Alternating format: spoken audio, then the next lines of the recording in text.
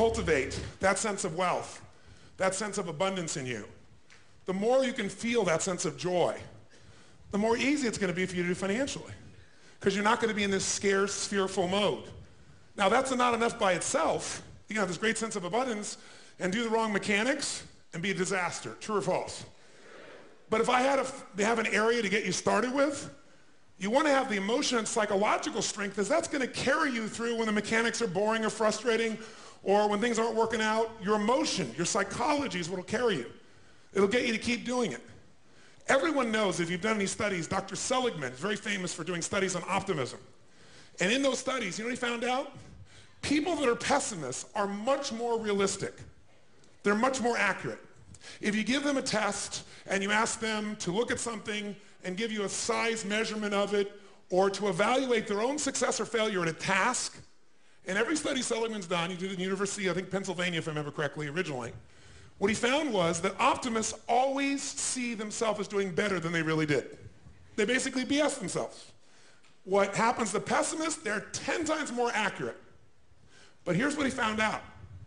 What he found out is because the people who are accurate never push themselves because they know it's never going to work anyway. Whereas the optimist sees it better than it is, so they keep doing it. Because they have the illusion they did well, I'll do even better next time. And because of that optimism, they did it more often, and so optimists succeed at a 4 to 5-fold, depending upon the task, result ultimately beyond anything that a pessimist will do, and they're not as accurate. All that's a big way of saying is, if you can develop a psychology of resilience in yourself, you don't have to be optimistic or fake, you can be real. The realness is, whatever shows up, you are larger than anything that can happen to you.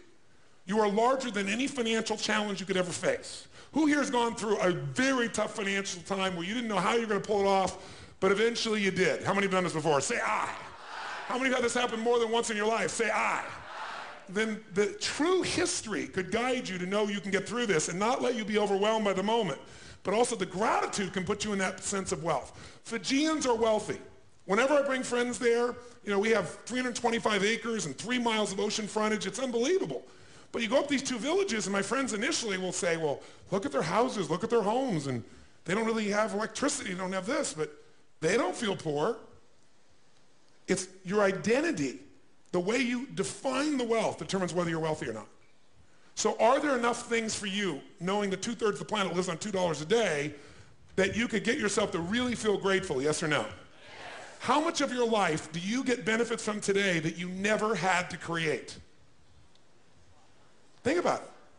Like I said, the roads you ride on, the library, the books you didn't have to write, right? The internet that you can access in seconds and get answers to just about anything. The people in your life that you didn't have to raise, but are there for you. Think about all the different aspects of your life.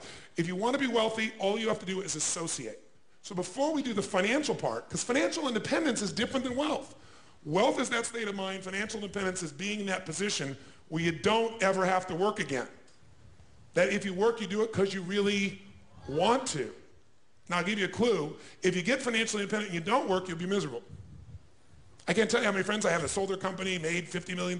One man made almost $1 billion and was really excited for a while. But after a while, it was like bored.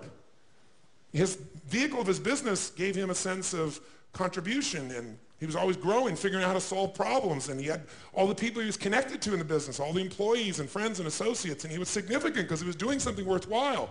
And he had tremendous certainty because he knew the business, and also variety because it's always changing. And now he had this money. So the real secret is to be financially free, to be financially independent. You want to get where you never have to work again, but you do. Because you want to. That's when life gets very cool. When you don't have to work, but you want to, you often work harder.